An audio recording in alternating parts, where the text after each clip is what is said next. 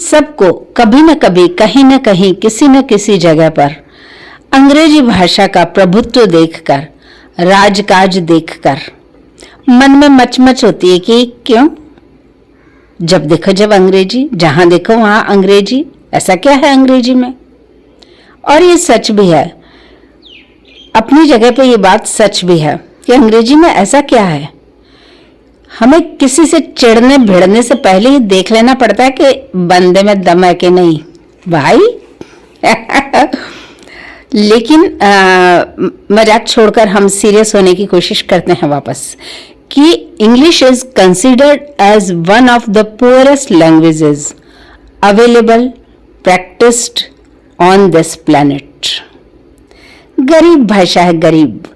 हिंदी है समृद्ध भाषा, समृद्ध। समृद्ध कैसे?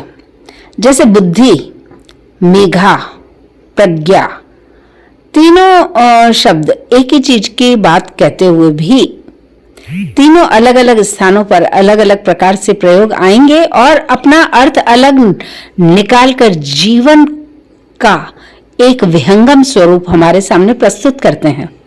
हिंदी एक समृद्ध भाषा है। समृद्धि उसकी किस प्रकार है? जीवन को उसके विस्तार के साथ प्रस्तुत करने की क्षमता रखती हुई। समृद्धि वही है जो कुछ क्रिएट कर सके। अमीर तो सभी हैं, सभी हैं अमीर। हम इस पूरे ब्रह्मांड में भगवान के चरणों में बैठे हुए, तो हम भगवान के एक पार्षद ही तो हुए, तो हम भी अमीर हैं, क्यों नहीं है? पूरा ब्रह्मांड हमारा है। लेकिन समृद्धि एक और चीज होती है। समृद्धि क्रिएटिविटी होती है, वो भगवान खुद ही होते हैं। तो हिंदी भाषा उस प्रकार की भाषा है। तो फिर ये अंग्रेजी ने अपना राजकाज, अपना प्रभुत्व इस पूरे हमारे इस पृथ्वी लोक पर, हमारे इस खूबसूरत ग्रह पर कैसे जमा लिया, कैसे क्यों कर जमा लिया? ये एक मजेदार बात है।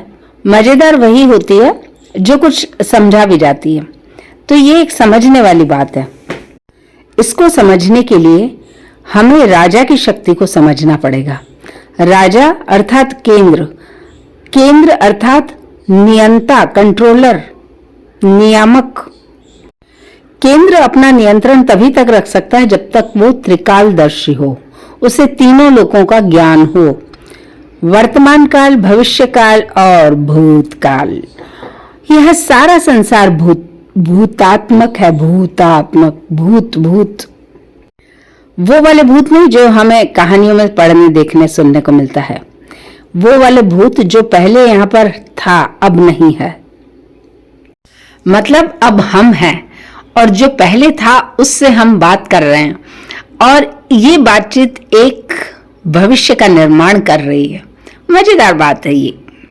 यह सारा संसार भूतात्मक है, पहले से है। जो चीज पहले से है उसका एक व्यक्तित्व है, चरित्र है, कृतित्व है। हम पौराणिक ग्रंथों में पढ़ते हैं कि ब्रह्मा जी की जब आंख खुली तो ये जगत पहले से था। भगवान विष्णु ने खुद को जिस जगत में देखा वो जगत पहले से था। भगवान शिव इस आदि अनादि जगत के पालनहार और सृष्टिकर्ता, सभी देवी देवताओं, दैत्यों के सृष्टिकर्ता के रूप में जाने जाते हैं।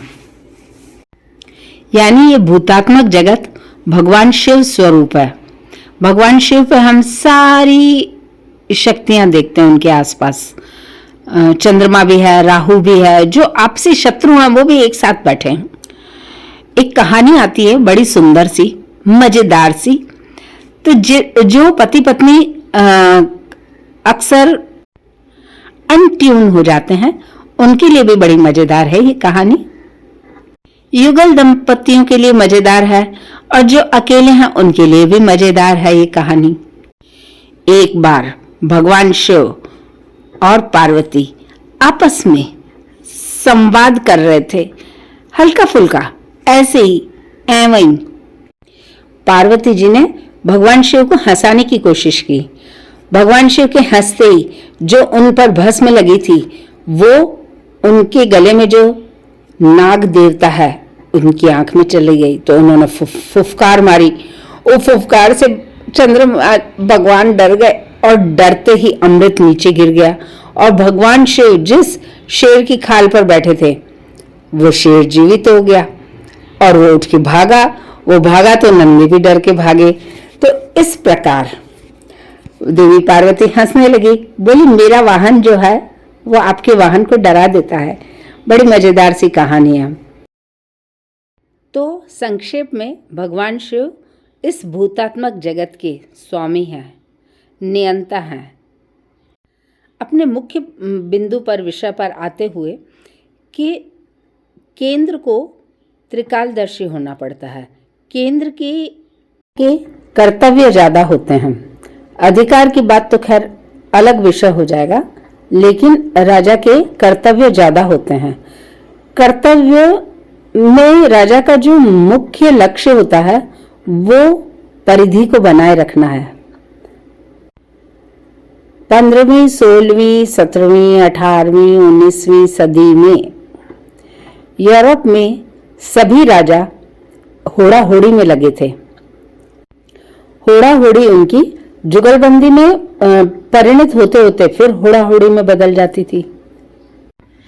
इस होड़ा होड़ी ने युद्ध तो दिए, लेकिन इन युद्धों के साथ जिस देश के राजा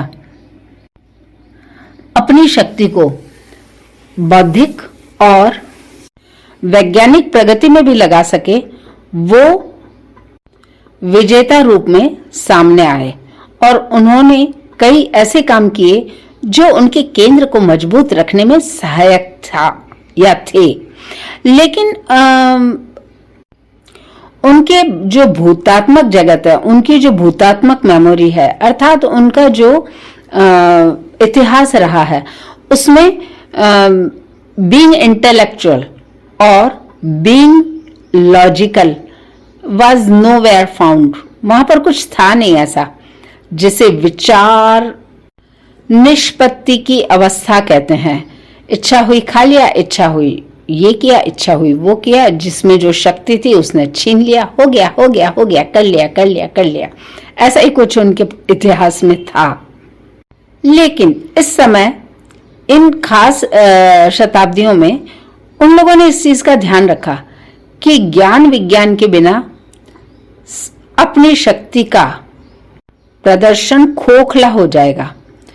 इस चक्कर में वो सभी देश पूरे विश्व के जितने भी अनएक्सप्लोर्ड प्लेसेस हैं, अज्ञात स्थान थे, वहां पर पहुंचे, वहां की विशेषताओं को बटोरा बटोरा, इधर से बटोरा, उधर से बटोरा, इधर से ये किया, उधर से वो किया। उनके जो विचारक थे, उनके जो इंटेलेक्चुअल्स थे, उनके जो बुद्धिजीवी थे, वो अपने अपने प्रकार से उन विशेषताओं का प्रायोजन सिद्ध करने में लगे रहे। इन सब के लिए उन्होंने बड़ी बड़ी यूनिवर्सिटीज खोली। वहां पर बड़े बड़े विचारक जाकर अपना काम करने लगे, क्योंकि राजा यदि रुचि लेता है तो काम स्वतः ही ज्यादा अच्छा होता है, क्योंकि उस काम की कोई पहचान भी समाज में बनती है। पहचान बड़ी चीज है। आज पूरा विश्व युद्ध में लगा है। आपसी वैमनस्य किस कारण से है? भूखे रह लेंगे, प्यासे रह लेंगे, फिर भी लड़ रहे हैं। क्यों लड़ रहे हैं भाई? पहचान बनाने, बचाए रखने के लिए, बनाने के लिए। पहचान बड़ी चीज है। राजा यदि एक ईमानदार और निष्ठावान व्यक्ति को पहचान देता है तो राजा बहुत कुछ समाज को देता है। क्या देता है समाज को? माहौल देता है। किस प्रकार का माहौल देता है? कि जीवन को प्रफुल्लित कैसे किया जाए। जीवन को प्रफुल्लित ईमानदारी और निष्ठा के साथ ही किया जा सकता है। झूठा व्यक्ति कभी प्रफुल्लित होता नहीं है और वो प्रफुल्लित कर नहीं सकता है किसी को। कपिल शर्मा का शो लगा लेना एक और चीज है। हालांकि मैं उनकी आलोचना नहीं कर रही हूँ, क्योंकि उनके कार्यक्रम में बड़े बड़े लोग आते हैं, हस्तियां आती हैं, नामचीन हस्तियां आती हैं और बड़ी अच्छी बातें भी करती हैं। मैं बहुत रेगुलर उनकी have been a regular दर्शक of कपिल शर्मा शो। खैर, तो यूरोपीय देश इसी होड़ा होड़ी में, भागम भाग में ईमानदारी और निष्ठा, इन दोनों गुणों की कीमत भी कर रहे थे। और उनके बीच में जो प्रतिस्पर्धा थी, प्रतियोगिता थी, to look as one of the only best, उसके लिए वो अनेक अनेक प्रकार के प्रयोग भी कर रहे थे।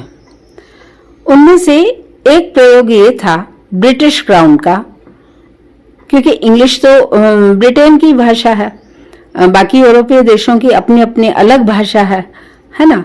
तो यूरोपीय देश वैसे, वहाँ के जो लोकल्स हैं वो हमारे यहाँ के जो साउथ इंडियन से, जैसे वो हिंदी बोलने से समझने से बचते हैं, वैसे यूरोप में भी ऐसे बहुत सारे देश हैं जो इंग्लिश बोलने और समझने से बचते हैं कि हमको नहीं सुननी, हाँ ऐसा। तो ब्रिटिश क्राउन ने लेकिन इंग्लिश को पूरी दुनिया में एक आवश्यक भाषा के रूप में स्थापित भी किया। तो ये कैसे किया?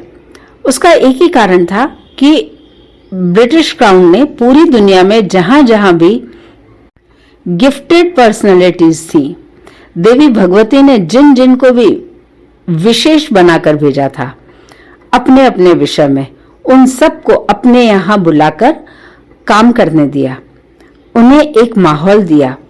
अलग अलग यूनिवर्सिटीज में वो अलग अलग प्रकार से विज्ञान विषय हो, चाहे भूगोल विषय हो, इतिहास हो, चाहे समाजशास्त्र हो, मनोविज्ञान हो, चाहे संगीत हो, कोई भी विषय हो, वो उस विषय पर वहां बैठकर अच्छे से काम कर पा रहे थे। भाषा भले उन्हें इंग्लिश में पूरेस्ट लैंग्वेज में करना पड़ रहा था, लेकिन काम करने को तो मिल रहा था।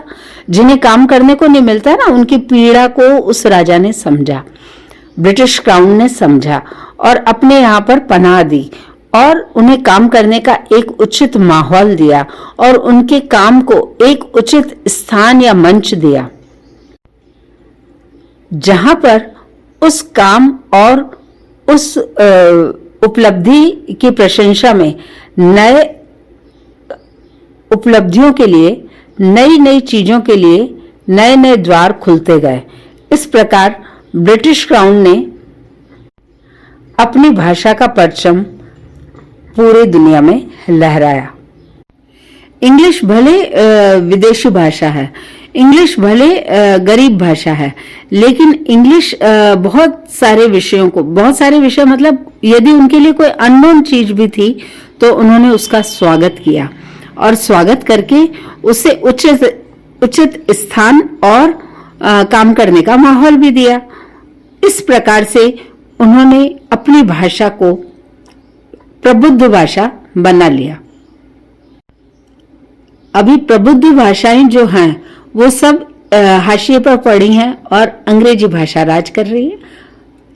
मैं ही मैं हूं कहती हुई गांधी जी जब इंग्लैंड गए तो श्रीमद् भागवत गीता नामक हमारी पुस्तक से उनका परिचय अंग्रेजी भाषा के द्वारा हुआ। बोलो, प्रख्यात अमेरिकी लेखक एमर्सन द्वारा लिखी गई एक महान पुस्तक है द सुपर सोल, जो श्रीमद् भागवत गीता नामक हमारे शास्त्र की विवेचना है, जिसे पूरे विश्व में आड़े हाथों लिया गया, उसका सम्मान किया गया, उसमें जिज्ञासा जगी लोगों की, लोगों ने उसे उचित स्थान दिया। उचित स्थान देने का मतलब उस पर बात की और अपने विचार उस पुस्तक से संबंधित जो भी उनके विचार थे उन्हें प्रकट करने की उन्होंने एक अभूतपूर्व कोशिश की। एक प्रकार से मध्य युग के बाद हमारा शास्त्र पूरी दुनिया में एक अपने मौलिक विशेषताओं के साथ जाना पहचाना जाने लगने की एक कोशिश के साथ नजर आया।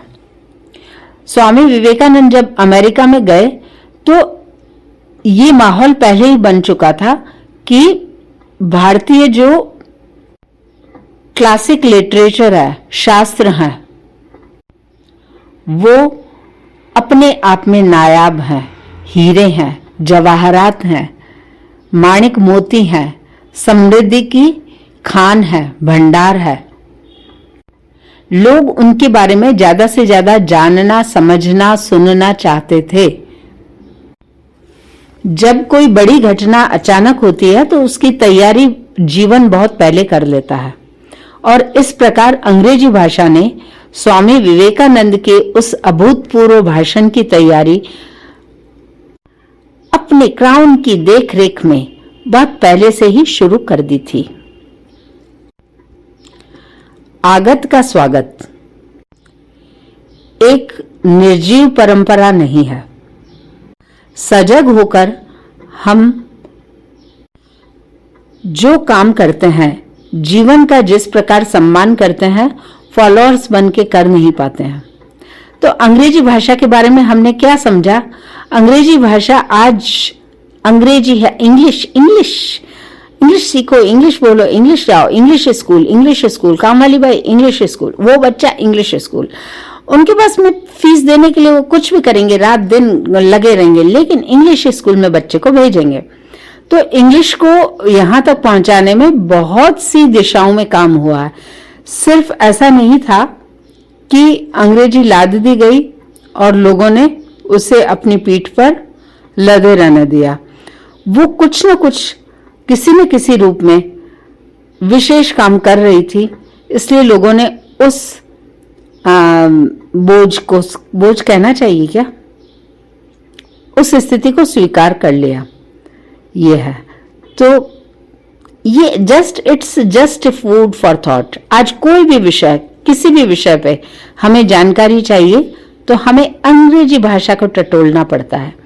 यदि हमें कहीं पर भी कोई कंफ्यूजन होता है तो अंग्रेजी में किस किसने क्या क्या लिखा है उस विषय से संबंधित, उस शीर्षक से संबंधित, उस सब्जेक्ट से संबंधित, तो हमें अंग्रेजी भाषा में भी उसको टटोल लेना पड़ता है, क्योंकि वो लोग आपस में बहुत तर्क वितर्क करते थे और फिर मतलब किसी नतीजे पे पहुंचते थे, अपनी अपनी बात कहते थे, अपने अपने मौलिक अंदाज से कहते थे। इस प्रकार हम देखते हैं कि अंग्रेजी भाषा पुअरेस्ट ऑफ ऑल लैंग्वेजेस होते हुए भी, one of the poorest languages होते हुए भी, अंग्रेजी भाषा ने एक ही बात को अनेक अनेक अनेक अनेक प्रकार से कहना सिखाया, और उसकी अलग अलग डायरेक्शंस में उसकी क्या इम्पोर्टेंस है ये भी हमें अंग्रेजी भाषा के साथ रहते हुए समझ में आती है। तो खैर, हम हिंदी के लिए हमेशा जागरूक रहते हैं और हमने कोशिश की कि हम जो भी बात कहें, लिखें, पढ़ें, हिंदी में लिखें, क्योंकि हिंदी समृद्ध भाषा है और समृद्धि तो खैर जीवन में रहते हुए ही मिल सकती है। अन्यथा या तो स्वर्ग मिलेगा जहां पर आप अपनी मर्जी से सांस भी नहीं ले सकते। क्यों? क्योंकि वहां पर इम्बैलेंस होते ही ब्रह्मा जी कहते जाओ जाओ नीचे जाओ, मृत्यु लोक पे जाओ। और या फिर नरक मिलेगा, वहां पर कोई सुनता ही नहीं है, नरक के यमदूत सुनते ही नहीं है, कान में रुई डाले रहते हैं। तो फिर वहां क्या होने वाला है? तो जो होने वाला है वो तो जीते जी होने वाला है, इसी जीवन में होने वाला है, इसी धरती पर होने वाला है। जय धरती माता, जय भारत माता, सत्यमेव जयते, वंदे मातरम।